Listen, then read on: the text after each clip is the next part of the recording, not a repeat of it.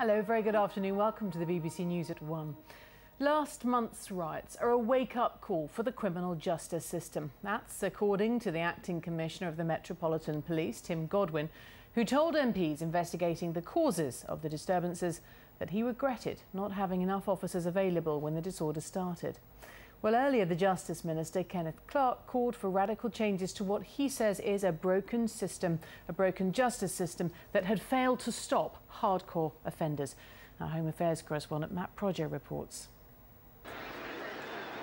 Even before they hit the streets, 75% of the adults charged with rioting and looting had criminal records. The Justice Minister has called them a feral underclass. Their repeated offending sign of a broken penal system that provides punishment but not remedy. The idea that the length of the sentence is going to solve the problem is, of course, simplistic nonsense. And good the system works, it does give the punishment the public want to see. Why can't that punishment do more good? We don't want them all to keep coming back again, which seems to me a basic and fundamental point. What happened in Birmingham. It was a problem bothering MPs, today questioning police about the riots. London's top officer told them the criminal justice system was now on trial. This is a wake-up call for the criminal justice system, yes. I mean, we have in London, I know my other role as the ACPO criminal justice lead, have been seeking to speed up justice, make it more relevant to communities, and that is something that we need to do. I think the amount of people that have got previous convictions does pose questions for us. But MPs wanted to know why, during the riots, the thin blue line had been so very, very thin. The Commissioner said there should have been more officers, but they were right not to use greater force, as many argued they should have.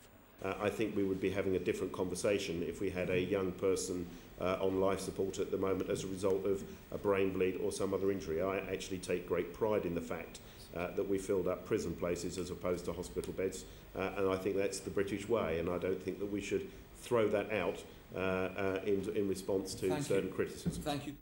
The police shooting of a local man, Mark Duggan, preceded the riots in Tottenham. It's under investigation, but the Met says mistakes were made after his death. Relations with his grieving family improperly handled. There was some confusion in terms of who was going to tell Mr Duggan's family, and that we deeply regret, and our commander has been round to see the family to actually apologise for those errors. But the wider criminality which spread across England had different causes. The sentences have been tough, but as the government today acknowledges, that alone is not enough. Matt Prodger, BBC News. Well, our political correspondent Norman Smith is at Westminster. So how serious a shake-up could we see to the penal system then?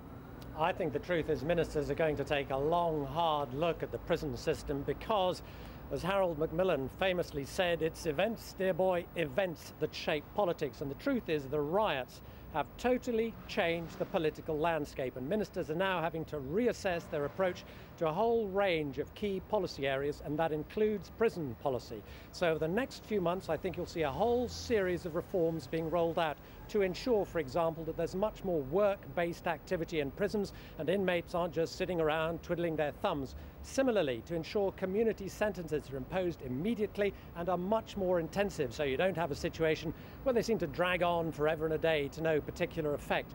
And lastly, to ensure that those charities involved with offenders are paid on a payment by results basis. And the point behind that is to incentivize them to make sure that offenders do not return to crime.